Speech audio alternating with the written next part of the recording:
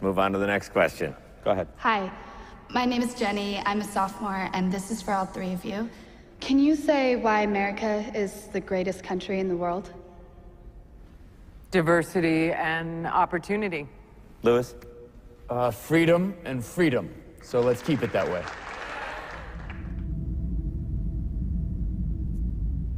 Well, our Constitution is a masterpiece. James Madison was a genius. The Declaration of Independence is, for me, the single greatest piece of American writing. You don't look satisfied. One's a set of laws and the other's a declaration of war. I want a human moment from you. What about the people? Why is America Not the greatest country in the world, Professor. That's my answer. You're saying... Yes. Hey. And with a straight face, you're going to tell students that America is so star-spangled awesome that we're the only ones in the world who have freedom? Canada has freedom. Japan has freedom.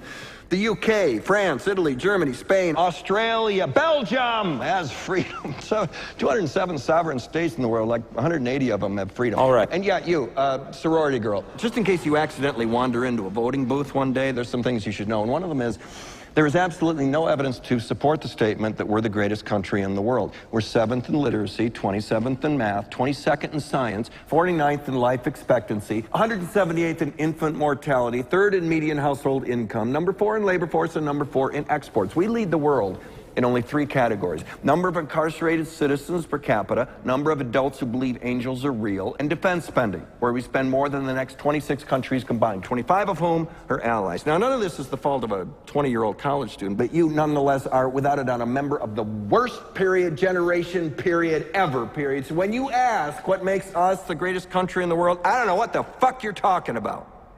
Yosemite?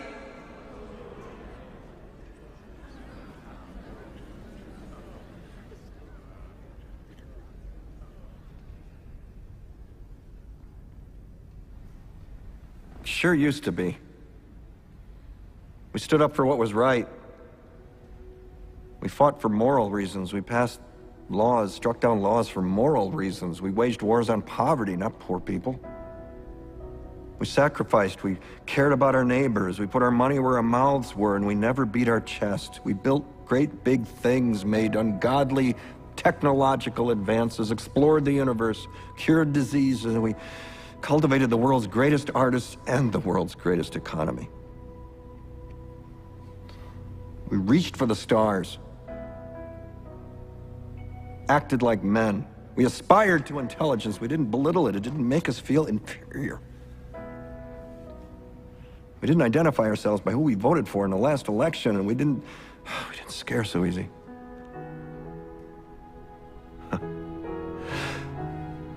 We were able to be all these things and do all these things because we were informed by great men, men who were revered. First step in solving any problem is recognizing there is one. That was a clip from The Newsroom. It's a show aired on HBO a few years back. Welcome back to The Red Pill. Sorry it's been such a long time since the last one.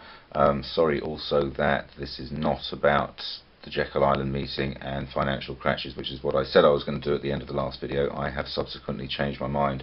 I've used that clip by way of introducing the idea of this video, which is looking at the media, the importance of the media. I mean, if money and government controls the doings of our lives, then the media and education, which I'm going to get to in a couple of videos' time, control the thinkings of our lives. You know, what we think, what we feel, what we, our opinions, our imaginations, and so on. The importance of journalism, news media, the media in general, I don't think can be overstated. In fact, I don't think I would be over-egging it if I said that America was in many ways founded on the principle of free journalism.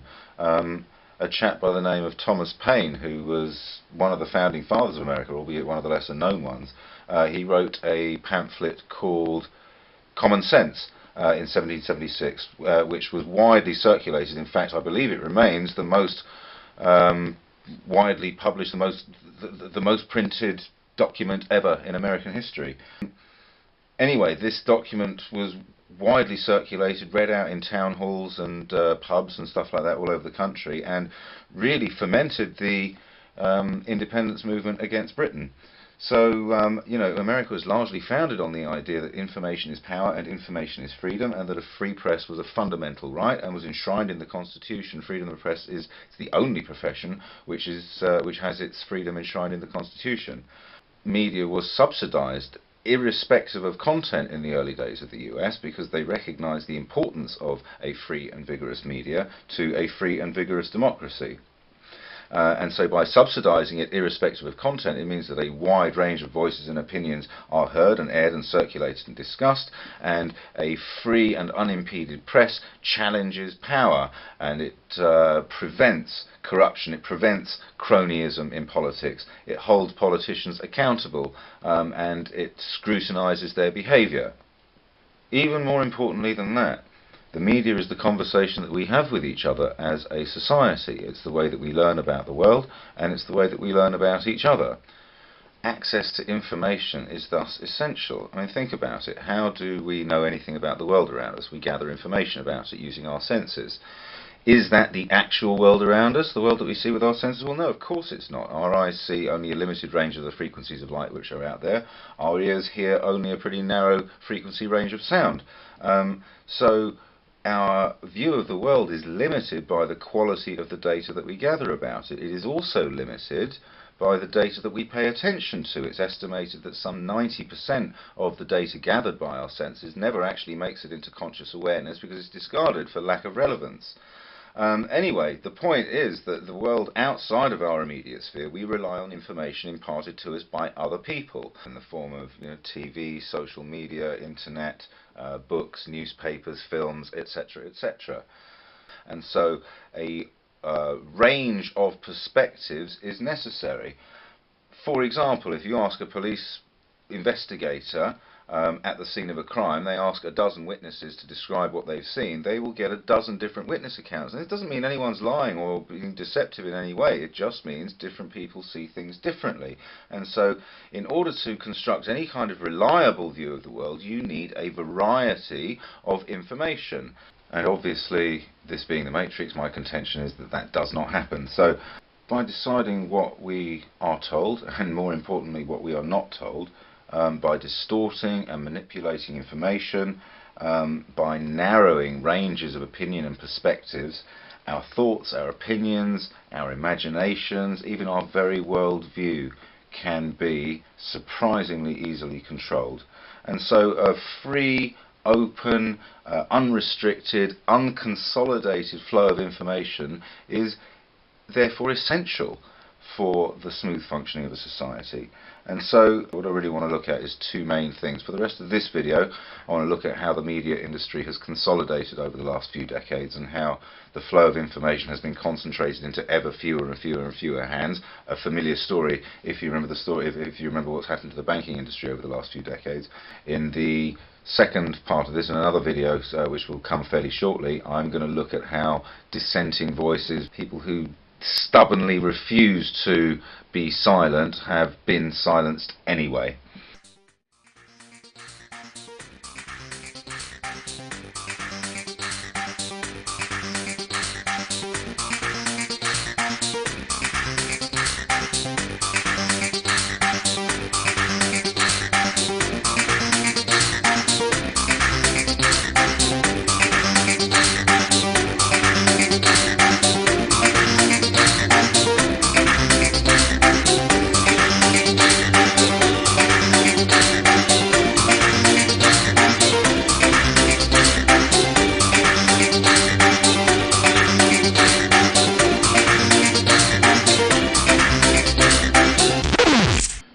So, like I said, back in the day, the media in the US was subsidized, and there were thousands and thousands of radio stations and newspapers. Each town had its own radio station, at least one, its own newspaper, at least one. Bigger towns had quite a few.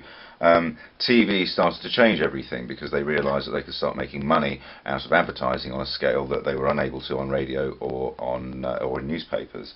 And so the larger companies started lobbying Congress to allow consolidation, and in 1934 the Communications Act was signed, and this gave away basically publicly owned airways to a few large corporations, and this was the beginning of the networks in the US. This was NBC, CBS and ABC becoming national networks, and this was simply given to them. This was publicly owned airways, publicly owned transmitters, etc., which was just given away to companies to now make profits from their advertising revenues. Yeah, it's quite an extraordinary thing, just given away, creating a privately owned monopoly out of publicly owned infrastructure.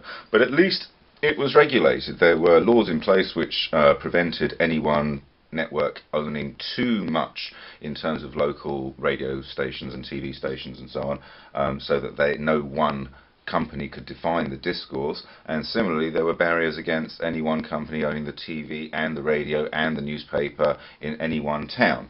Not to mention all sorts of other restrictions placed on their practices. You know, they couldn't advertise much during children's programming. They had to give equal airtime to political candidates from different parties. When they renewed their license, they had to show themselves to be fit, proper, responsible people to hold an air license. So, you know, there were many restrictions placed on their practices. This all started to change under Ronald Reagan. I mean, he believed in, you know, get government out and big is better and let the market rip and all this kind of nonsense. And so a lot of these regulations started to be cut back.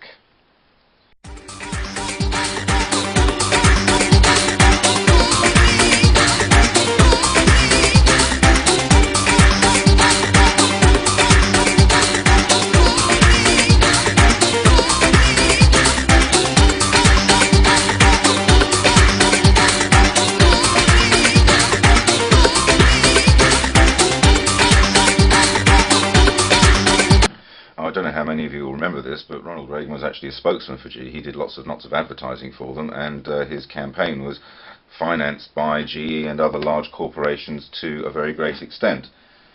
He allowed the merger of GE, RCA and NBC against a great deal of public outcry at the time, because it consolidated a great deal of power to disseminate information into small hands. Also, GE has its fingers in all sorts of other pies, and so there are now conflicts of interest possible.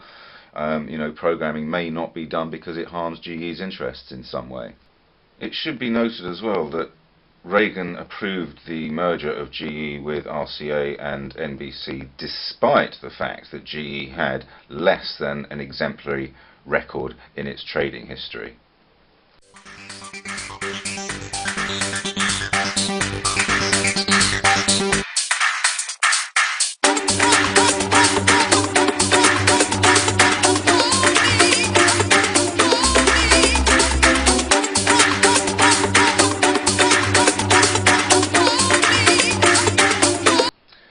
Above all, the relaxation of the restrictions governing how many stations one company could own meant that big companies went around gobbling up hundreds and hundreds of newspapers, radio stations, TV stations in small towns all over America.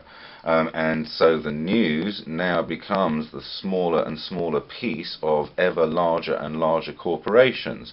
And the news is no longer done as a public service, but is now a profit centre. As a consequence, there have been huge job losses. Here's a couple of interesting stats.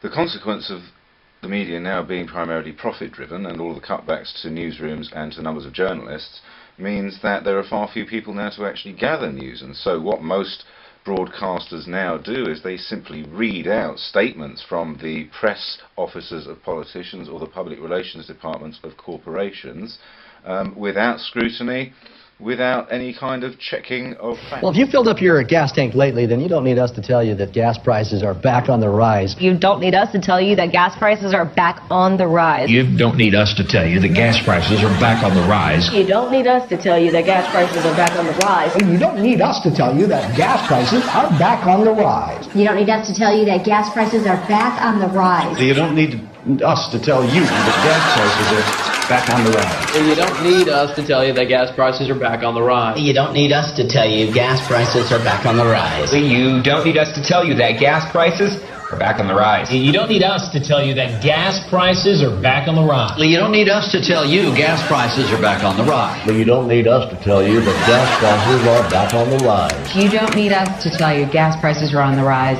I know. In consumer news, economic factors may take some spring out of the Easter Bunny step this year. Economic factors may take some spring out of the Easter Bunny step this year. Economic factors may take some spring out of the Easter Bunny step this year. Economic factors may take some spring out of the Easter Bunny step this year. Economic factors may take some spring out of the Easter Bunny step this year. Economic factors may take some spring out of the Easter Bunny step this year. Economic factors may take some spring out of the Easter Bunny step this year. Economic factors may take some spring out of the Easter Bunny step this year. Economic factors may take some spring out of the Easter Bunny step this year. Economic factors may take some spring out of the Easter Bunny step this year. Economic factors may take some spring out of the Easter Bunny step this year. Economic factors may take some spring out of the Easter Bunny step this year. Economic factors may take some spring out of the Easter Bunny step this year. Economic factors may take some spring out of the Easter Bunny step this year. Economic factors may take some spring out of the Easter Bunny step this year. Economic factors may take some spring out of the Easter Bunny step this year. Economic factors may take some of the spring out of the Easter Bunny step this year. Economic factors may take the spring out of the step of the Easter Bunny this year. Kudos to Conan O'Brien for once again exposing the media repeaters. Look, guys, obviously this is no coincidence. The question remains, where are all these news stations getting their scripts from? Well, there are affiliate news services that supply packages and scripts to hundreds of stations around the country. Stations then have their anchors read the canned story with the generic script. Now, you might look at this and say it's just indicative of how lazy local news can be. But consider the implications of this kind of reporting for 1 second. The bottom line is that people who watch the news tend to trust this information that then influences their perception and decisions. So for these anchors to ask no questions, do no fact-checking, and hold no differing interpretation of the news they're delivering is not only absurd, it's downright dangerous. That last little bit there was Abby Martin, who is a broadcaster and writer. She is on RT. You'll find her on YouTube as well. I have a massive crush on her. Abby, if you ever happen to be watching, leave a comment. Love to get in touch with you. I agree with almost everything that she ever says, but on this particular occasion, one small thing I would take issue with. I don't think laziness among these people is the main issue, as I'm going to go into in the next video. There are people out there who have tried, in the face of this general tendency towards dumbing everything down and looking for the lowest common denominator. There have been people who have tried to stand against, but they have been silenced. They've been removed from their jobs, and there is always a willing lackey willing to fill a suit and sit in front of a camera and read out a script. So yeah, it is laziness, but those who try not to be lazy are soon removed. So it's not entirely the fault of the journalists. The consolidation pattern continued under Clinton. Clinton in 1996 signed the Telecommunications Act, and this in turn led to a series of mega mergers.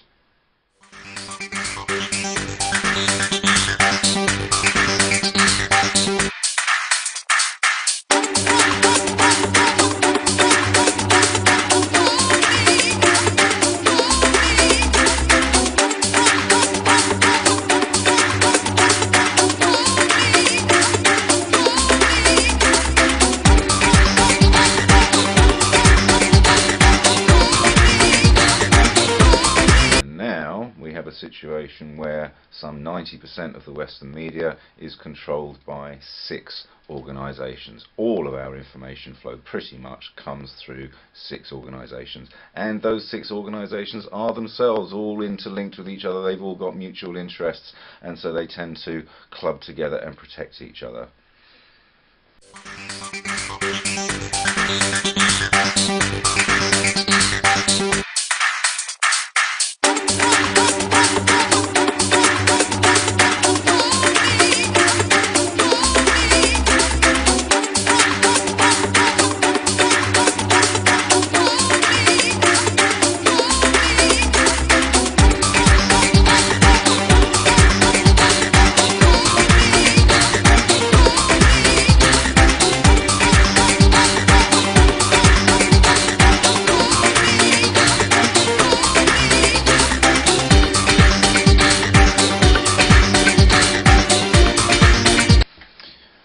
Just to be clear, that top 6 is the top 6 in terms of production of content that people actually watch. I mean, companies like Facebook and Google obviously are way up there. Google is #1 by a mile, but they don't make content. The point is, TV, internet, radio, movies, newspapers, these things have enormous power to shape political agendas, public opinion, the national conversation, imagination, reality itself, in other words. And as consolidation has happened, local broadcasters have been bought up or have simply died away, and this has concentrated power for the flow of information into very, very few hands. And in the immortal words of Spider-Man, with great power, not Spider-Man, actually his uncle, wasn't it? Anyway, with great power comes great responsibility. The original charter of the BBC, and similarly with the networks in America, was to educate, inform and to entertain, and not to titillate, to indoctrinate and to market. Journalism was protected under the Constitution in order to give it the freedom to seek out and expose corrupt and criminal behaviour on the part of people who had the power to influence the lives of others, and not to hound celebrities for nip-slip shots and hack their phones for little personal details about their lives. The fact is that the public knows more about sex scandals and iPhones than it does about economics, than it does about politics, science, the environment, philosophy. And this is quite deliberate. Remember, we are in the matrix, and the media provides an excellent distraction from important discussions, important debates, important issues. The whole media being in so few hands means that they can control the zeitgeist itself, and they do so in order to make a profit from us. They amplify and accentuate our baser natures while simultaneously telling us what to think and what to talk about by limiting and framing the debate before it really gets going. A good example of this is the aftermath of the financial crash in 2008. You remember a couple of years later there were riots on the streets of London. After those riots, some 1,100 people went to jail for looting and for petty theft. But after the 2008 crash, as of now, not one single person has even stood trial for their culpability. So, you know, by sending 1,100 kids to jail for looting, we are sending a message as a society that that kind of behaviour is unacceptable, and I wouldn't disagree with that. However, the question has to be, why is a similar message not being sent by us as a society that ripping off the country, ripping off investors, is not acceptable either? Grenfell is another good example. You know, Grenfell was a horrible thing, and for a couple of weeks it was all over the news. But the broader issues of social inequality and the lack of availability of decent, affordable social housing, particularly in London, those issues have been swept under the carpet again. And until the next fire happens, which it undoubtedly will at some point because the root cause was never addressed and has not gone away, these are the discussions that we should be having in our media, and we're not. The only follow-up story I've seen to Grenfell was a report on the BBC about how whether that story about the baby being thrown out of a window and caught by a passerby, whether or not that was true. The guy couldn't find any actual eyewitnesses. You know, this is demeaning to the plight of the people that have to live like this in our inner cities. But Brexit, immigrants, Muslims, terrorists, bullshit elections, these are in the news all the time. Deal or no deal, hard or soft Brexit. Strong and stable leadership or a coalition of chaos under Jeremy Corbyn. You know, all of this nonsense is being treated as a terror-related incident. You know, this again and again and again drummed into our heads day in, day out, week in, week out. The important discussions are ignored, and instead we're distracted with stories of Brexit, Trump and terrorism, diverting our attention away from those who are actually causing the ills in our society, bankers, politicians, lawyers, propagandists, and shifting it instead onto those who cannot defend themselves and who have no voice, immigrants, poor people and brown people. And thus we become more easily exploitable by the corporations for whom the media truly works. I mean, let's face it, they have to. The corporations are paying all the advertising revenue, and the big corporations own the media companies. You know, they're a relatively small piece of them. GE is an enormous company. Comcast is a relatively small part of that, even though it's massive. So to finish with, I'd like to go right back to the beginning, to the clip of the newsroom at the start, and three things I'd kind of like to notice about it. Firstly, the assumption by pretty much everybody there that the US is indeed the greatest country in the world, and that assumption is never questioned in their media there. Neither is the assumption that It's okay for them to use military force to protect their interests out there in the world, drone strikes, soldiers, etc., etc. They never question that that's okay. Secondly, have a look at the audience's reaction to a guy that's actually speaking truth. Look how shocked they are. Look how open-mouthed they are. Look how they get cameras out to start filming it. This is how unused we have become to people just talking plain and simple truth on the airwaves. And thirdly is the point that he made about America was a strong, vibrant democracy because they were well informed, that they were well informed by great men. And that's kind of where I'm going next time. And he was talking about people like Walter Cronkite, Edward R. Murrow, Diane Sawyer, Roberta Baskin, Dan Rather, Barbara Walters. You know, these were household names in America. I've heard of most of them, and they were most of them before my time. That's what big names they are. In the next video, I'm going to look at how some of these people and others like them, simply by trying to do their jobs, i.e. challenging and questioning and investigating the criminal and corrupt behaviour of the rich and powerful, simply by doing their jobs, were marginalised, ridiculed, lost their jobs, and in one case even killed themselves. So I know this has been a little bit of a long one, but nevertheless I'd like to summarise. I've gone through a lot here and I think it bears summarising. First of all, the media profoundly shapes the way that we see the world and the way that we see each other and the way that we interact with the world. It's now owned by a very few very rich people, and it's run for the profit of their owners. They have their own agendas. They do not serve us, they serve themselves and their own profit and their own desire for profit.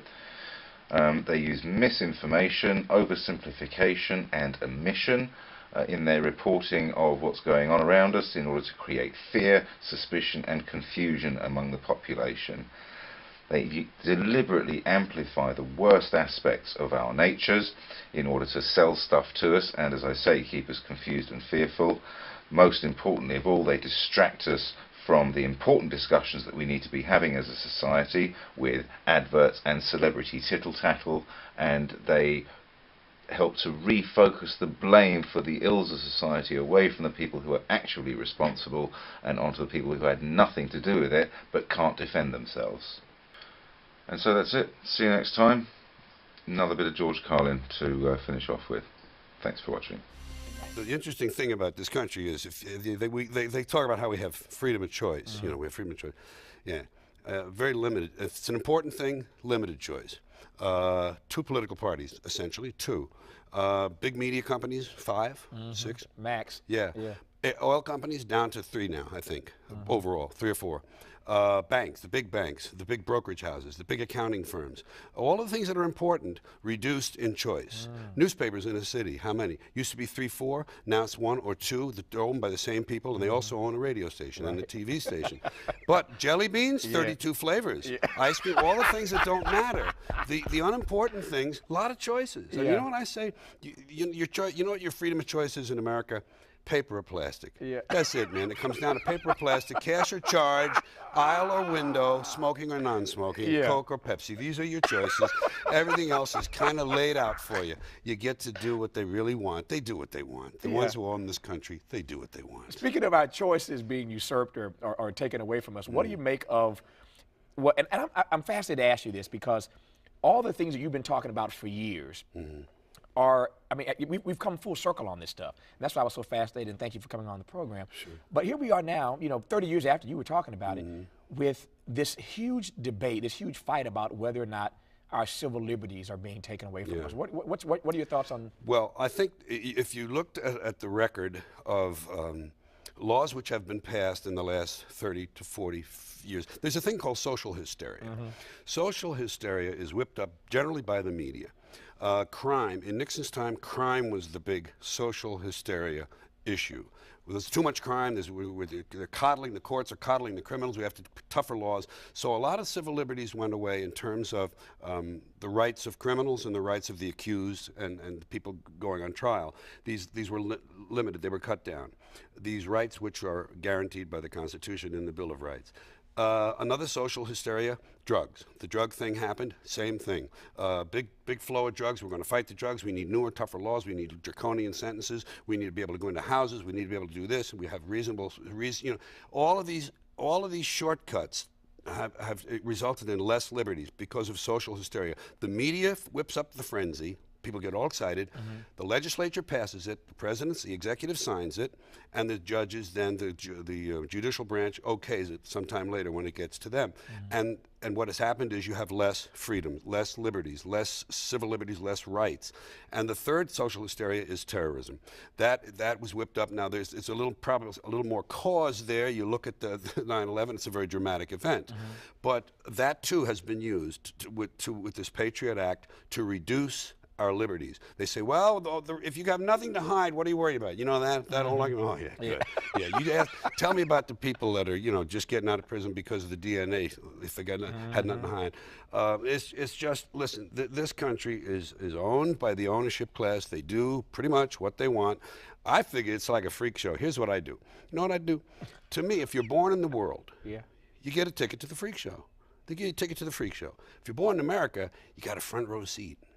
So some people are in the freak show. Yeah. We got our freaks. Yeah. Then some people, they want to fix the freaks. Yeah. These are the ACLU lawyers, environmentalists. Well, let's fix the freaks. We're going to fix them up. Oh, isn't that terrible? Let's do this. And then there are folks who just watch the freak show, as me. And some of us get to write about it or talk about it. Right. And I do that. That's you too. Yeah. And say, oh, look at you. Look how badly you're doing. I don't even count myself in. Yeah. I say, look how badly you folks are doing. How did you do this to yourself? Why did you let them do this to you?